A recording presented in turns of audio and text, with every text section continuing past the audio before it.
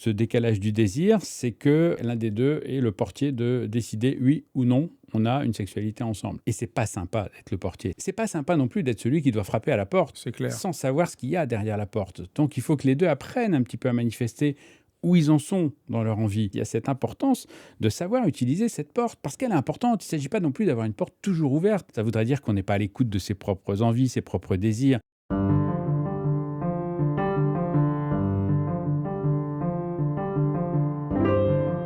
Bonjour, bienvenue dans Dialogue.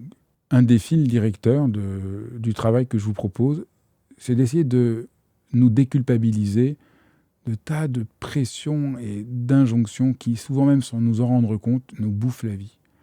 Alors la sexualité, c'est vraiment un domaine dans lequel on ne se rend pas compte, mais les normes, la pression, elle est vraiment invisible, mais pesante. Et pour nous libérer de tout ça, j'invite Damien Mascret, que vous connaissez parce qu'il passe souvent à la télé. C'est un médecin qui est souvent à France Télévisions, mais dont la spécialité, c'est sexologue. Et son discours est tellement libérateur.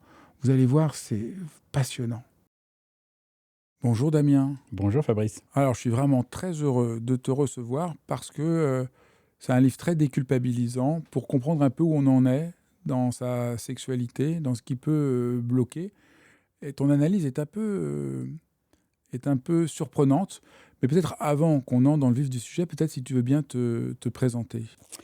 Oui, alors moi je suis médecin, sexologue et journaliste. Donc c'est les trois casquettes en fait qui me permettent d'aborder ce thème qui est à la fois beaucoup moins médical qu'on le pense, beaucoup plus psychologique que certains l'imaginent, mais aussi avec la plume et le regard du journaliste qui permet d'aller un petit peu droit au but parce que on est dans un monde où tout le monde est un peu pressé. Donc allons droit au but. Et journaliste, tu travailles à France Télévisions où les gens peuvent te voir à peu près tous les jours. Voilà, comme chroniqueur santé, donc sur tous les sujets santé à France Télé, dans les JT, 13h, 20h ou ailleurs, dans des sujets des journalistes, on peut voir ma tête.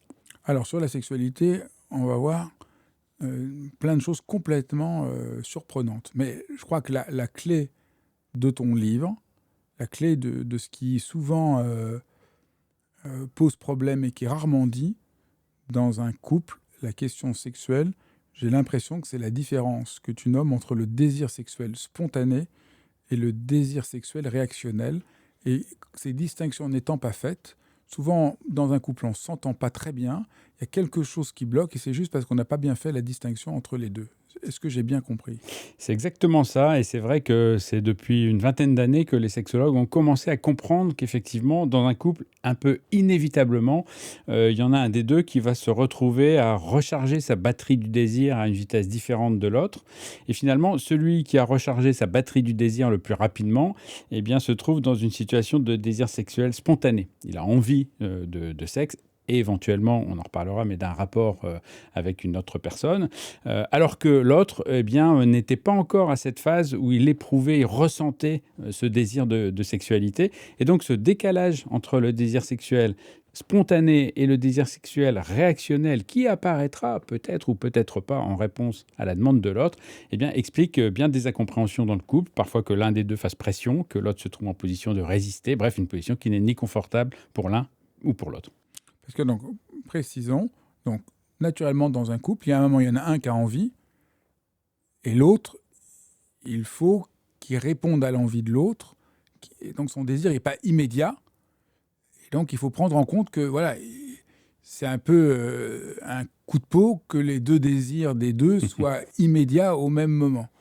C'est ça. C'est ça, et ça arrive souvent au début du couple, parce que finalement la recharge de ces batteries, hein, c'est une métaphore, mais la recharge de ces batteries se fait tellement rapidement pour les deux au début d'un couple, d'une aventure, qu'on ne se rend pas compte que l'un des deux recharge plus vite que l'autre. Donc on a l'impression qu'on est sans arrêt quasiment en état de désir, d'envie de l'autre, et donc on se dit, ben voilà, c'est un petit peu ce que certains appellent parfois la lune de miel en matière érotique, mais ensuite, eh bien, la nature finalement de chacun va apparaître, et là cette fois-ci, eh bien, ce décalage inévitablement va apparaître. Donc il faut effectivement le repérer et le comprendre et l'accepter, mais aussi faire des choses. C'est un peu le but du livre, évidemment, de faire comprendre aux gens qu'il y a des choses à faire, des bons comportements, si on peut dire, en tout cas trouver les comportements les plus adaptés pour laisser le temps à l'autre, et cette fameuse soupape, on appelle ça aussi parfois le sas du désir, c'est-à-dire que celui qui fonctionne plus en désir réactionnel, eh bien, ait le temps de laisser émerger son propre désir quand l'autre, évidemment, a manifesté le sien. Alors comment on repère? Comment on repère là où on en est? Alors, il y a beaucoup de petits signes qui peuvent l'indiquer, mais un des signes frappants de ce décalage du désir, c'est que on a l'impression d'être ce qu'on pourrait appeler le portier, c'est-à-dire je suis le portier, l'un des deux est le portier de décider oui ou non, on a une sexualité ensemble. Le demandeur, lui, pourrait à la limite demander souvent. Pourquoi le Euh, portier? le portier, parce que c'est lui qui va dire OK, on y va, ou non, on n'y Voilà, va celui pas. qui ouvre la porte et celui qui la ferme. Et voilà. Et cette On fameuse... frappe à la porte et il y a quelqu'un qui frappe à la porte. Il y a dans un couple, il y en a un qui frappe à la porte. Ah, j'ai Exactement. envie. Et l'autre, il est le portier, il dit oui ou non. Et c'est pas sympa d'être le portier, c'est pas sympa d'être celui qui... C'est pas sympa non plus d'être celui qui doit frapper à la porte, C'est clair. sans savoir ce qu'il y a derrière la porte. Donc il faut que les deux apprennent un petit peu à manifester où ils en sont dans leur envie. Et alors, pour citer un excellent livre sur l'amour que tu as écrit toi-même, Fabrice, il y a cette importance de savoir utiliser cette porte, parce qu'elle est importante. Il ne s'agit pas non plus d'avoir une porte toujours ouverte. Une porte toujours ouverte, ça n'a pas de sens. Ça voudrait dire qu'on n'est pas à l'écoute de ses propres envies, ses propres désirs. On ne peut pas être toujours désiré, on ne peut pas être toujours réceptif, on ne peut pas non plus toujours être capable de créer cette disponibilité pour la sexualité. Et finalement, le « oui, j'ai envie de toi », oui, allons-y, ou oui, essayons aussi, puisque le cycle montre qu'on peut en sortir à tout moment, mais oui, essayons. Ça, ça prend de la valeur quand on sait que l'autre est capable de dire non sans être victime de représailles, de coercition, de pression mentale, psychologique ou autre. Donc c'est très très déculpabilisant. Parce qu'en fait, ce que tu dis, c'est si vous avez des problèmes dans votre couple, des problèmes sexuels, peut-être que vous n'avez pas du tout un problème grave, c'est juste que l'articulation entre celui qui frappe à la porte et celui qui ouvre ou ferme la porte n'est pas du tout claire. Et donc vous vous retrouvez coincé dans un des deux rôles qui est pas tout à fait harmonieux. Et il suffit de repérer ce que tu appelles le cycle du désir.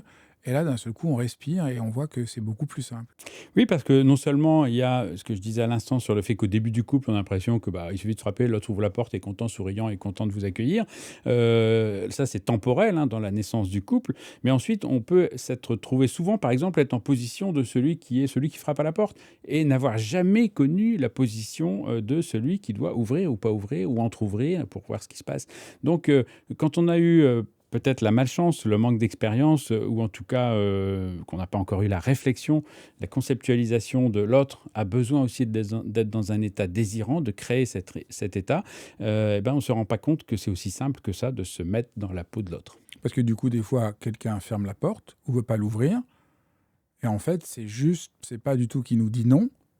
L'un le prend comme dit non, ah là là. Oui. Mais c'est juste que le rythme du cycle de son désir n'est pas en place.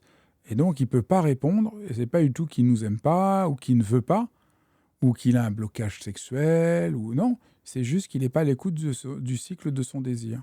Et c'est redoutable parce que vous connaissez bien, Fabrice, la machine à penser qu'est notre cerveau, ce flux incessant de pensée, d'interprétation, d'hypothèses, d'anticipation, et ce qui fait que finalement on va se tromper. Et plus le couple se connaît, j'allais dire, plus il risque d'ailleurs de se tromper en interprétant mal finalement la réaction de l'autre, simplement parce que 10 fois quand il réagissait comme ça voulait dire ça. Oui, mais la 11e fois, pour une raison qui nous échappe ce jour-là, la réponse ne vient pas effectivement du fait que l'autre est en colère, par exemple, puisque dans cette disponibilité, il y a aussi évidemment les émotions qu'on ressent, et on n'est pas disponible forcément quand on est en colère. Couleur, effectivement, ça me vient à l'esprit. Je voyais déjà le rouge jaillir.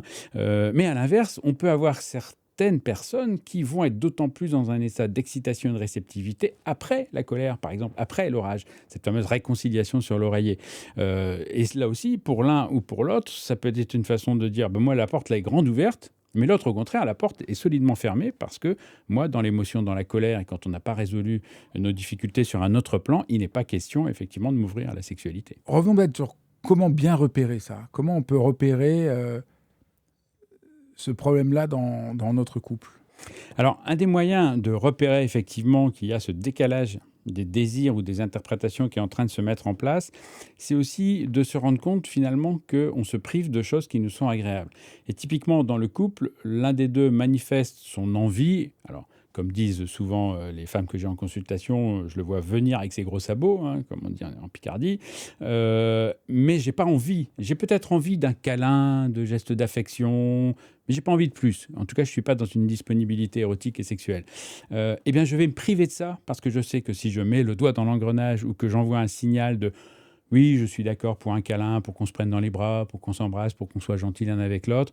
Ça veut dire que pour l'autre, c'est interprété comme vas-y, la porte est grande ouverte pour la sexualité. Donc là aussi, quand on se rend compte finalement qu'on en vient à se priver soi-même de relations agréables avec son ou sa partenaire ou ses partenaires, eh bien, il faut se poser la question de est-ce que je ne suis pas en train finalement d'être complètement discordant sur les messages que j'envoie à l'autre et finalement à le noyer dans des interprétations impossibles. Est-ce qu'il m'aime? Est-ce qu'il ne m'aime pas? Est-ce qu'il a envie de moi? Est-ce qu'il n'a pas ou elle n'a pas envie de moi?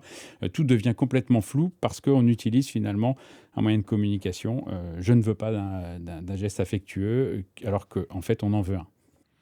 Alors, mais alors vraiment, c'est que tu travailles ces questions depuis très longtemps, et donc tu montres que beaucoup d'approches thérapeutiques habituelles qu'on essaye d'appliquer sur la sexualité ne fonctionnent pas, et tu proposes une critique, je trouve, très pertinente sur les TCC. Si tu veux bien expliquer, alors qu'est-ce que c'est les TCC et pourquoi ça ne marche pas? Je crois que c'est vraiment éclairant pour chacun d'entre nous. C'est vrai que penser que finalement l'acte sexuel se résumerait au comportement sexuel. Le TCC, donc si tu veux préciser oui, ce que les c'est. Thérapies cognitives comportementales, c'est-à-dire qu'on analyse beaucoup les pensées, les sentiments et les actes. Donc on se repose là-dessus un petit peu pour interpréter et relire les événements qui se sont produits. Qu'avez-vous pensé? Qu'avez-vous ressenti? Qu'est-ce que vous avez fait et quel était évidemment le résultat? Et les TCC, c'est un des grands mouvements à côté de la psychanalyse d'explication de la sexualité. Donc Et avec ce moins, hein, disaient les analystes, effectivement, qui est que ça ne donne pas de sens. Il faut que les comportements aient un sens. Ce n'est pas simplement, on n'est pas des machines, on n'est pas des animaux, même s'il y a un instinct primaire dont je parle dans le livre. On n'est pas que ça, on est des êtres évolués et les TCC feraient de nous des singes savants en pensant résoudre des problèmes en surface et non pas en profondeur. Donc c'est vrai que... Ce qu'ils proposent quoi, par exemple, les TCC sur la panne du désir, les problèmes sexuels? C'était quoi la solution? Alors, par exemple, sur les troubles de l'érection qui sont souvent liés à des angoisses de performance, pas seulement, évidemment, de toute façon, avec l'âge et même avec les fluctuations d'émotions, on peut avoir des pannes, comme on dit. Mais il y a cette idée, finalement, que l'érection est une performance à accomplir. Et donc, tout ce qui gêne la performance gêne l'érection. Et précipitons-nous sur le symptôme. Vous avez des problèmes d'érection. Ne nous interrogeons pas, je caricature évidemment, sur est-ce que finalement l'érection est importante dans la sexualité relationnelle? Est-ce qu'elle est indispensable? Est-ce qu'elle est inévitable? Est-ce qu'elle est un bon reflet de l'excitation, de voir des sentiments pour l'autre quand il y en a? Tout ça était un petit peu passé à l'as et on faisait finalement l'impasse sur la diversité, la variété. On renforçait d'une certaine façon, cette idée que la sexualité c'est une performance basée sur l'érection, quelque chose de très hétéronormé, très hétérocentré, très centré sur la pénétration, bref, qui n'avait aucune diversité, aucune variété. Et donc, c'est un petit peu ce qu'ont renforcé, d'une part, les médecins, prenons-en aussi pour la paroisse des médecins, avec les produits de l'érection, hein, évidemment, qui renforcent en tout cas l'érection une fois qu'elle est obtenue. Depuis 98, avec l'arrivée du Viagra et ceux qui ont suivi, Cialis, Levitra, les autres, eh bien, on s'est aperçu que finalement, si on ne s'interrogeait pas au-delà de simplement vous avez des troubles de l'érection, je vous donne un produit qui va améliorer ou maintenir la fermeté de l'érection, eh bien, on passait complètement à côté de cette occasion unique, souvent, d'avoir quelqu'un qui vous consulte en vous disant je ne suis pas satisfait de ma sexualité. Et peut-être que justement, il faut s'interroger sur mais qu'est-ce que c'est pour vous la sexualité? Qu'est-ce qui est important? Qu'est-ce qui peut vous exciter? Dans le cycle du désir, il y a une étape qui s'appelle l'excitabilité. Et c'est vrai que trouver, savoir, s'interroger sur ce qui pourrait nous exciter et nous plaire, d'où le questionnaire très long, c'est très vaste. Ça n'est pas réduit à l'érection et la pénétration. Les TCC oublient ce cycle profond du désir. Par où je désire, comment je désire, quel est le temps qui est nécessaire pour moi, quels sont les leviers qui me permettent de désirer. Et au fond, ont un rapport un peu mécanique à la sexualité. Mais la psychanalyse n'est pas non plus très aidante. Oui, parce que la psychanalyse était aussi un petit peu dans l'impasse de... Alors, entendons-nous bien, hein, je ne dis pas que la psychanalyse n'est pas utile à certains. Moi, je dis souvent aux patientes, ou aux patients, puisque après ils viennent souvent en couple, si vous avez envie de découvrir votre plan de montage psycho-affectif, explorez-vous. La psychanalyse peut être un outil parmi d'autres pour vous explorer. Pourquoi pas? Mais je mets aussi en garde en disant, il y a peut-être d'autres approches, et je pense évidemment à l'ACT, à la thérapie ACT, il y a d'autres approches qui, eux, vont vous expliquer, après tout, quelles sont les pièces, ou vous aider à découvrir quelles sont les pièces de votre maison intérieure qui sont les plus agréables, celles dans lesquelles il faut passer du temps, où vous avez envie d'aller, plutôt que d'aller explorer cette pièce que vous n'aimez pas. Donc le problème voilà, si je reprends, le problème de la psychanalyse, donc là, c'est pas un mécanisme pur, on va chercher mes problèmes plutôt que d'essayer de voir quelle est la cohérence du désir, quelles sont mes forces, quels sont mes possibles.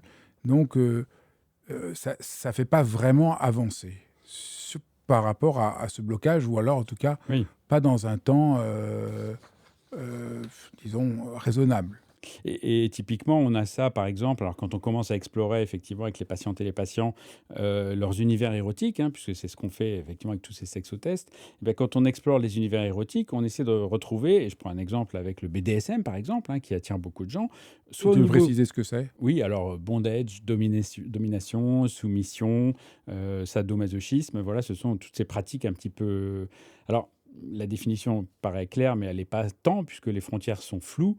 Pour certains, certaines pratiques vont être considérées comme du BDSM, alors que pour d'autres, ils vont considérer que non, on n'est pas encore dans la domination et la soumission, ou dans le sadomasochisme, ou dans la restriction sensorielle ou physique.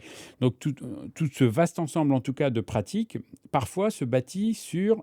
Mais attention, je dis parfois, sur des traumatismes. Il peut très bien y avoir quelqu'un qui développe une sexualité épanouie sur effectivement des pratiques BDSM à partir peut-être d'une histoire de traumatisme. Mais est-ce important?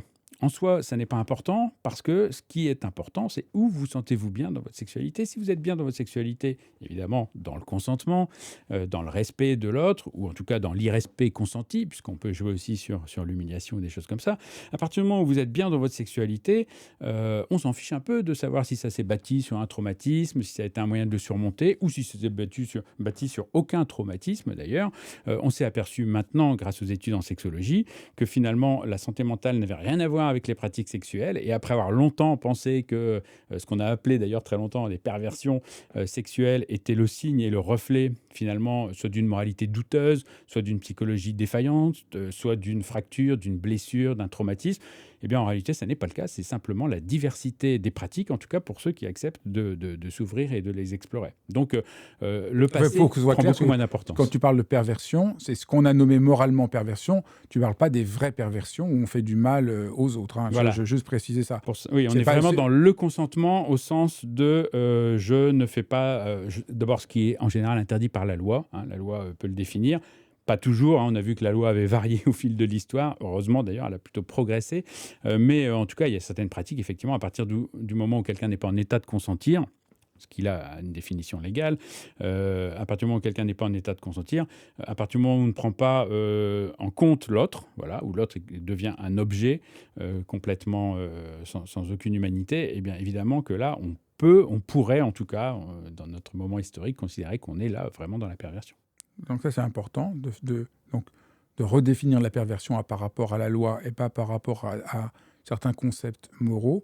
Et c'est sûr que la psychanalyse a enfermé les gens dans des concepts moraux vraiment patriarcal, insensé.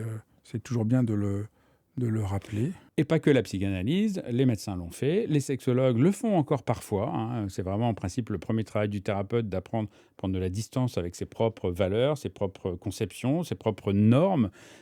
Souvent, les gens s'inquiètent de savoir si leur sexualité est normale. Je leur dis toujours, statistiquement, si vous voulez une sexualité qui devient routinière, ennuyeuse, qui désamorce votre désir, là, vous aurez une sexualité normale au sens statistique. Mais est-ce que c'est vraiment ce qui vous intéresse? Donc non, voilà. Alors donc, tu t'es tourné vers ACT. Alors évidemment, ça nous rapproche, je suis vraiment content, puisque je suis l'éditeur du livre fondateur d'ACT de Stephen Hayes. Et c'est un modèle que je trouve vraiment passionnant, dont j'ai souvent parlé ici sur la chaîne, et je renvoie tous ceux qui nous écoutent à l'entretien que j'ai fait avec François Bourgognon, qui est l'auteur du Que sais-je sur ACT. Qu'est-ce que c'est ACT et comment ça te semble un modèle pertinent et aidant pour comprendre et aider les gens qui ont pour les aider par rapport à leur sexualité? Oui, alors je trouve que c'est un modèle effectivement très, très puissant pour la sexualité, parce que sous un air d'être une boîte à outils, voilà, avec certains concepts, hein, effectivement, je ne sais pas si on va les développer, mais les concepts d'être présent dans l'instant, par exemple, qui Peut-être on sont peut rappeler ACT, c'est acceptation d'un commitment thérapie, donc voilà. la thérapie d'acceptation et d'engagement. Acceptation de ses émotions, de ses pensées, ne pas chercher à batailler, à se battre contre ça en permanence, parce que sinon toute notre énergie est orientée là-dessus. Donc là, c'est vraiment une approche qu'on pourrait dire assez méditative par rapport à ceux qui Oui, suivent ma chaîne. Voilà, c'est vraiment une dimension méditative. On accueille, on écoute, on rencontre ce qui se passe. On n'est pas en train de fuir nos émotions. Et là, il y a un vrai pouvoir de libération de cette attitude-là. qui permet d'ailleurs, effectivement, je pense que tu as raison de lier ça à la méditation, parce que c'est vraiment ce qui nous permet d'être beaucoup plus connectés et perceptifs sur notre environnement, mais aussi sur les relations avec l'autre. Cette façon d'accepter ce que l'autre nous fait éprouver, parfois comme sensation, même quand il est absent d'ailleurs, hein, il nous fait éprouver des sensations, des émotions. Donc je trouve qu'il y a vraiment une connexion universelle, presque, dans cette acceptation de notre nature humaine, finalement, et relationnelle et sociale. Et puis surtout de l'engagement. C'est-à-dire que là aussi, il ne s'agit pas simplement de constater, il ne s'agit pas d'observer, il s'agit vraiment d'être dans que mettre en place pour avoir une vie finalement qui est plus en phase avec mes valeurs, avec les choses importantes pour moi. C'est vrai que valeur est un petit peu compliqué comme mot, mais en tout cas, les gens comprennent en général très facilement ce qu'on veut dire par là. On donne des exemples et eux-mêmes vont de toute façon trouver les choses importantes pour moi pour que ma vie soit enrichissante, quel humain je veux être, quelle personne je veux être pour les autres, pour moi-même, et finalement dans la sexualité aussi. Parce que j'allais presque dire la mésentente cordiale qui a pu avoir parfois dans la sexologie, vient du fait que certains ont voulu mettre la personnalité de l'individu dans la sexualité. Et moi, je considère, un petit peu schématiquement encore une fois, qu'il y a une personnalité érotique, c'est-à-dire que ça ne dit absolument rien du reste de votre personnalité, de l'ami que vous serez, du père que vous êtes, de votre valeur morale. Tout ça n'est pas dans la sexualité. La sexualité, c'est un domaine lié aux autres, mais qui est quand même à part. Vous avez le droit de reconnaître, d'admettre, d'accepter, de mettre en acte, si ça reste encore une fois dans les limites légales, votre sexualité pour vous épanouir. Concrètement, en quoi ACT, ça répond au problème de la sexualité? Alors parce que effectivement, tout à l'heure, on a commencé effectivement avec cette idée de désir spontané, de désir réactionnel. Dès qu'on va entrer dans le désir réactionnel, on est forcément dans la relation à l'autre, dans la relation avec l'autre. Et pour avoir une relation avec l'autre, j'allais dire en tout cas, sinon apaisée, mais en tout cas précieuse, enrichissante, eh bien il faut avoir non seulement accepté que l'autre n'est pas nous, que l'autre est différent et que l'on est maître de notre vie, mais pas de la vie des autres. Donc, accepter que l'autre fasse aussi ses choix, hein, et se positionne comme il l'entend et qu'on n'a pas à le manipuler. Donc, on est vraiment dans une relation de je m'ouvre à l'autre, je le comprends. Et dans la sexualité, c'est effectivement très important d'être capable de se mettre à nu comme ça. C'est pas si facile que ça, hein. Se mettre à nu, c'est facile, mais se mettre à nu psychologiquement dans ses désirs, ses aspirations, ses envies, ses fantasmes, y compris ceux qu'on ne réalisera pas ou qu'on n'a pas envie de réaliser, et ben tout ça n'est déjà pas si facile. Mais ensuite, encore, faut-il avoir une flexibilité psychologique, et c'est quand même un des sens de l'acte, d'avoir cette flexibilité psychologique qui fait qu'on va être capable de défusionner avec ses pensées, la diffusion cognitive qui fait qu'on ne va pas penser que, par exemple, un homme doit se comporter comme ça, que tout à l'heure on parlait de l'érection, mais qu'un homme a sa virilité dans son érection, même si le vocabulaire l'a fait très longtemps. Donc, être capable de défusionner avec ses pensées, être capable, évidemment, aussi d'être dans... alors, tout à l'heure, je parlais de l'acceptation de l'autre, mais aussi de l'acceptation de ses propres émotions dans la relation, et s'engager, encore une fois, à ne pas être des paresseux érotiques. On est trop souvent avec un cerveau érotique paresseux. Le cerveau aime l'économie, aime fonctionner avec ce qu'on appelle la force de l'habitude. Et bien là, il faut un petit peu parfois lui mettre un petit coup de pied au cul, c'est-à-dire qu'il faut aussi se bouger et mettre en place des choses. Et combien de fois en consultation, et quand on fait les sexotests, c'est ce qui émerge à chaque fois, on s'aperçoit que et l'un et l'autre, quand les deux le font dans un couple, eh bien, ont des tas de pratiques, des tas d'idées qu'ils aimeraient bien peut-être expérimenter ou qui les excitent beaucoup, mais qui ne font jamais. Et quand on leur demande pourquoi, je ne sais pas. Je ne sais pas. Parce qu'on est des paresseux érotiques. Ça, c'est la première clé. On ne va pas faire les 7 clés parce que je laisse les gens lire le livre qui va vraiment les aider beaucoup. Mais la première clé, c'est ça. C'est sortir du prévisible. Et là, au fond, sortir du prévisible, peut-être pour 2 raisons. Un, parce que, comme tu le dis, le problème majeur, c'est la paresse, c'est l'ennui. Donc là aussi, très bonne nouvelle. Plein de gens s'emmerdent dans leur sexualité, ont plus de désir. En fait, c'est juste qu'ils explorent plus. C'est comme la pensée, hein, quand on finit par plus questionner, moi qui suis philosophe, quand les gens ne posent plus de questions, ne lisent plus, on finit par devenir vraiment figé dans ses pensées, dogmatique, intolérant. Et c'est bien de devenir plus flexible dans son esprit. Et la sexualité, c'est pareil. C'est important de se questionner. Et là, ton livre aide vraiment les gens à se poser plein de questions. Et déjà, il y a aussi une deuxième raison que tu abordes, qui n'est pas toujours abordée, c'est important aujourd'hui de questionner une sexualité qui est peut-être un peu trop hétéronormée, patriarcale, et qui correspond peut-être plus du tout à nos besoins profonds aujourd'hui. Et donc c'est important aussi de se questionner pour ça, pour inventer une sexualité qui correspond peut-être plus à là où nous en sommes dans notre époque. Oui. Est-ce que j'ai raison sur ces 2 points? Complètement. Et c'est vrai que c'est un petit peu comme dans la musique. C'est comme si on avait décidé que l'État, par exemple, avait décidé que la musique officielle tolérable était, je sais pas, je veux dire le rap, par exemple, pour démanger un petit peu les esprits, mais que c'est le rap et il n'y a que cette musique qui est valable. Et la bonne façon de faire, d'écouter, de penser, d'imaginer, d'aimer la musique, c'est le rap. Évidemment que ça paraîtrait absurde à tout le monde, ou que l'État décrète que ce qu'il faut manger, c'est encore qu'on le fait parfois pour des raisons de santé, et on déborde un petit peu la connotation plaisir de l'alimentation, mais bon, c'est un autre sujet. Voilà, ça serait absurde, ça paraîtrait absurde en matière d'alimentation ou de musique, et pourtant en matière de sexualité, c'est ce qu'on fait. Et je dis souvent en couple aussi, au restaurant, pour prendre un exemple, vous ne dites pas à votre partenaire ce qu'il doit manger. Il y a la carte. Et puis, alors évidemment, la carte fait une certaine limite, mais et encore, parfois on peut l'adapter en posant la question tout simplement au serveur. Mais il y a cette carte et chacun va choisir. Alors évidemment, on mange ensemble. Le sexe se fait ensemble. Mais là aussi, dans la sexualité, ce n'est pas parce qu'on fait quelque chose que l'autre doit faire. Il n'y a pas une réciprocité obligatoire. Si l'un des deux aime la sexualité orale et l'autre pas, ça paraîtrait là aussi absurde de dire, au nom de la réciprocité, puisque je lui ai fait ça, il faut qu'elle me fasse ça, ou inversement. Donc, on a des exigences finalement qui sont très fortes en matière de sexualité, dans l'intimité, alors que dans l'intimité, on a carte blanche, encore une fois dans les limites, pour faire ce qu'on veut. Personne ne va nous débriefer après, sauf le sexologue peut-être si on consulte. Mais en dehors de ça, on est libre de faire ce qu'on veut et on n'utilise pas cette liberté. Et parfois même, on s'impose soi-même des normes imaginaires pour penser que c'est comme ça la bonne façon de faire. Si vous trouvez quelqu'un qui vous dit la bonne façon de faire en matière de sexualité, je suis preneur parce que je pense qu'il n'existe pas. Alors, tu montres qu'il y a un lien là même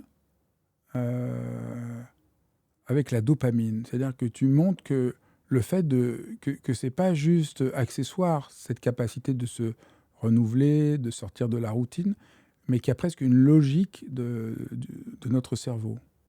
Oui, ça aussi, alors, on s'enrichit effectivement. Peut-être ma casquette de journaliste m'y aide, mais je trouve qu'il y a à apprendre partout. Il y a à apprendre évidemment en philosophie, évidemment. Il y a à apprendre chez les poètes, il y a à apprendre partout. Mais il y a à apprendre aussi du côté des neurobiologistes, même si, encore une fois, ils n'ont pas la clé, ça n'est pas la réponse absolue, et nous ne sommes pas dans un réductionnisme biologique qui fait que notre corps décide pour nous, Dieu merci. Ou en tout cas, notre nature, merci. Mais néanmoins, on sait très bien que quand le circuit de la dopamine, et c'est ces fameux circuits fondamentaux que Panksepp, un psychologue qui a beaucoup étudié justement ces aspects-là chez l'homme et chez les animaux, qui a essayé de rechercher quels étaient les points communs finalement des êtres vivants, eh bien s'est aperçu qu'il y avait plusieurs circuits fondamentaux et que le premier peut-être, en tout cas un très important, c'est le circuit de la dopamine parce que c'est le circuit de la motivation, de la curiosité, de l'anticipation des choses qui fait qu'on anticipe, on a envie finalement d'explorer le monde, peut-être d'aller sur la Lune ou d'essayer d'aller sur Mars, mais en tout cas on a envie peut-être aussi de faire des choses sexuellement la prochaine fois qu'on va voir notre partenaire.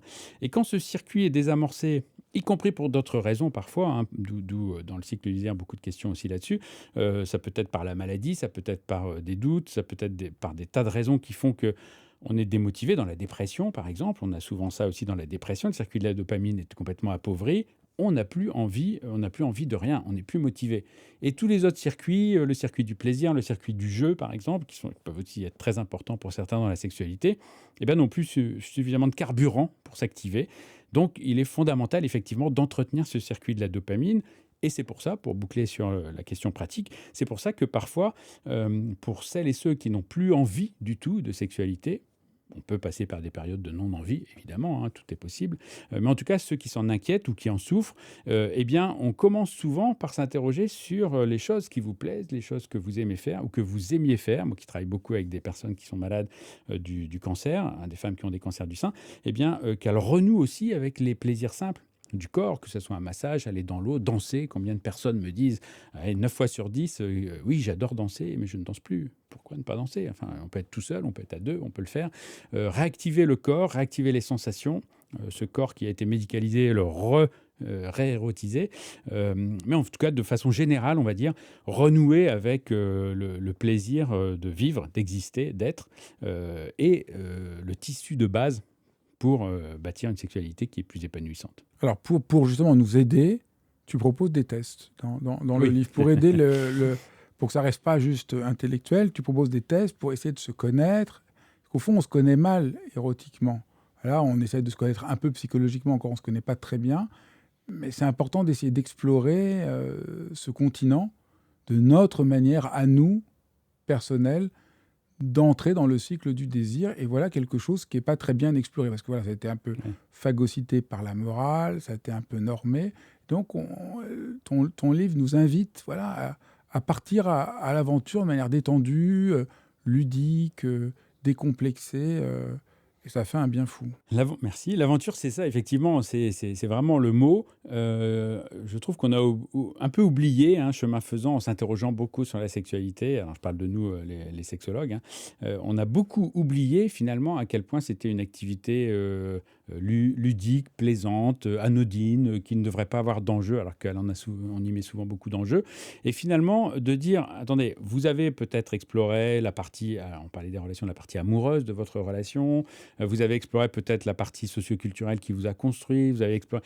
Mais est-ce que vous avez pensé à explorer simplement, à prendre votre lampe de poche, effectivement, et mettre votre tenue alors, peu importe, que ce soit Lara Croft ou peu importe, vous allez explorer dans la jungle ou dans les villes qui vous attirent, ou quelque chose vous dit, tiens, peut-être que c'est un truc qui pourrait être intéressant pour moi, d'aller réexplorer ça. De le faire seul, déjà, c'est déjà bien, parce que souvent, on n'ose pas le faire. Alors, effectivement, le sexologue autorise, hein, c'est une des fonctions aussi souvent de la consultation, de dire, mais bien sûr que c'est parfaitement légitime, d'où aussi beaucoup de témoignages dans le livre, pour dire, vous voyez, il y a d'autres personnes qui ont fait ces démarches d'exploration, il n'y a rien d'imposé, mais en tout cas, tout le monde peut le faire.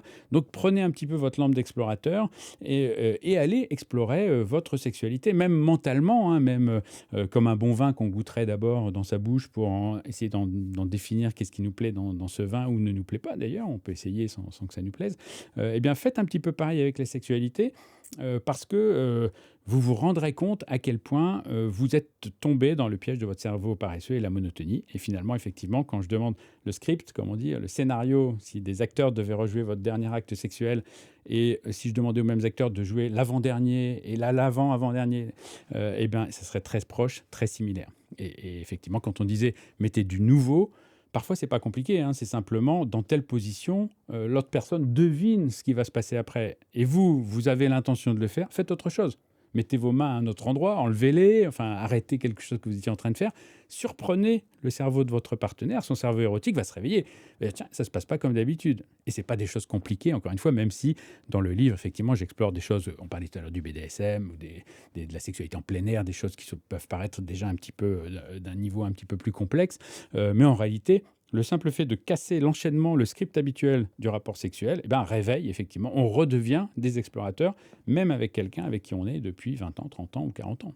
La deuxième clé, c'est recharger sa batterie du désir. Alors, comment on fait ça? Alors pour recharger sa batterie du désir, il faut s'en occuper. C'est-à-dire que très souvent, la sexualité, a fortiori quand on a formé un couple stable depuis un bon moment avec un partenaire ou une partenaire, eh bien, on s'aperçoit que dans la to-do list, ça vient très loin. Voilà, il y a des choses plus importantes à faire, on a ça, ça, ça, ça. Bref, ça recule progressivement. Évidemment, ce n'était pas le cas au début du couple, hein, même s'il y avait des choses très importantes à faire, on arrivait toujours à glisser la sexualité assez haut. Et puis là, on s'aperçoit que ça descend. Alors, on a toujours 1000 raisons, effectivement, de reporter, de repousser, de dire la sexualité, ça sera à ce moment-là.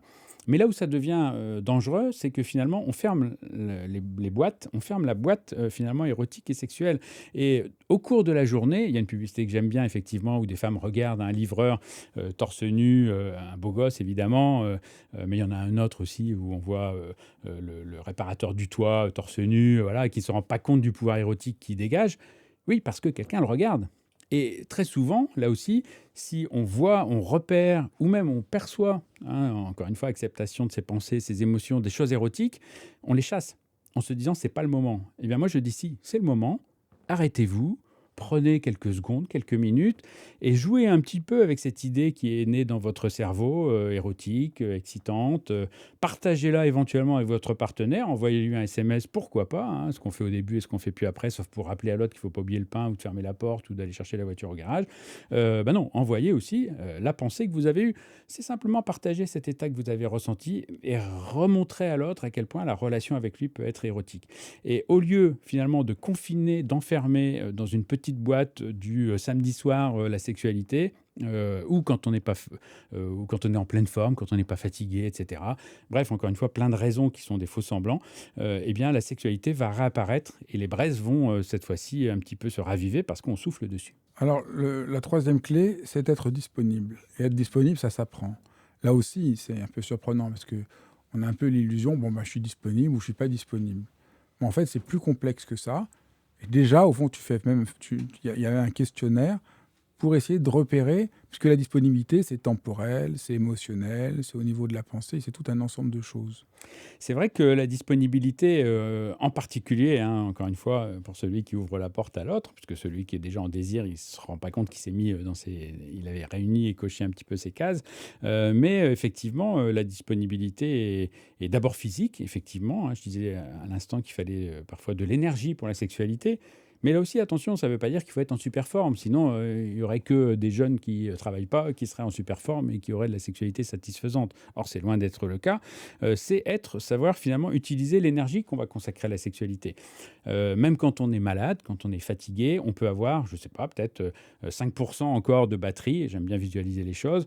Si j'ai 5% d'énergie physique, est-ce que je consacre 3% pour des activités ménagères ou est-ce que je consacre ces 3% à mon partenaire, à mon désir, à moi-même d'ailleurs, pour la sexualité. Donc il y a cette idée de, quel que soit votre état de fatigue, votre état physique, votre état de santé, eh bien, vous pouvez choisir, malgré tout, de consacrer une partie de ça à la sexualité, d'autant qu'encore une fois, si vous avez réussi à déconstruire cette sexualité centrée sur, faite d'entrée, plat, dessert, de préliminaire, très vilain mot que j'aime évidemment pas, puisque la sexualité n'a pas de préliminaire, tout peut être sexuel et satisfaisant, pénétration, etc., l'exigence, l'orgasme obligatoire. Si vous avez déconstruit un petit peu tout ça, les moments érotiques peuvent être reposants, ça peut être l'un des deux pour l'autre, qui est un petit peu distributeur de plaisir. N'oublions pas qu'on a un effet miroir quand on voit le plaisir de l'autre. On en reparlera peut-être aussi sur la satisfaction, mais en tout cas, quand vous êtes dans cette disposition, vous vous rendez compte que la disponibilité physique peut se créer. On peut aussi choisir le moment, ça veut bien dire pas attendre le soir, on peut trouver un autre moment pour caler l'aspect sexuel. Et puis, il y a la disponibilité mentale et émotionnelle, évidemment, qui sont des disponibilités importantes. Là aussi, hein, il y a des particularités. Certains vont au contraire se vider la tête, un petit peu comme ceux qui aiment bien aller courir, par exemple, ou faire une activité artistique, par exemple, se vider la tête en faisant ça, même s'ils sont très préoccupés. Et d'autres, au contraire, qui sont trop préoccupés pour pouvoir avoir une disponibilité mentale pour la sexualité. Donc, ça n'est pas le moment. Et effectivement, le fait de l'avoir vu dans le cycle, de pouvoir le nommer, ça permet de dire à son partenaire, non, là, je ne suis pas disponible mentalement. Désolé, ça n'a rien, effectivement, de personnel à interpréter sur autre chose. C'est simplement ma disponibilité mentale qui n'est pas là, ou ma disponibilité émotionnelle, évidemment. Quand il y a des charges émotionnelles qui sont très fortes pour une raison ou une autre, ça peut aussi empêcher, finalement, d'être disponible pour la sexualité et d'entrer dans la suite du cycle érotique. On va pas faire les autres clés parce que je veux vraiment encourager vraiment tout le monde à lire ton livre, qui est vraiment aidant, puis de faire tous ces tests.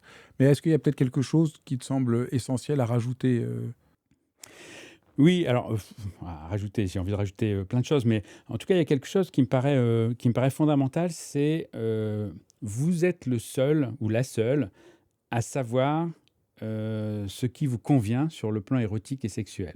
D'autres peuvent vous aider à le découvrir, vos partenaires évidemment, des thérapeutes si vous sentez que vous avez besoin d'un thérapeute, mais ne croyez pas ce que vous entendez dans les magazines, ce qu'on entend peut-être qu'on a entendu dans notre éducation, parce que c'est vraiment un chemin personnel que vous devez faire pour trouver finalement les couleurs qui vous vont, comme vous avez peut-être effectivement trouvé la musique qui vous convient. Donc il y a vraiment une démarche passionnante, vraiment passionnante.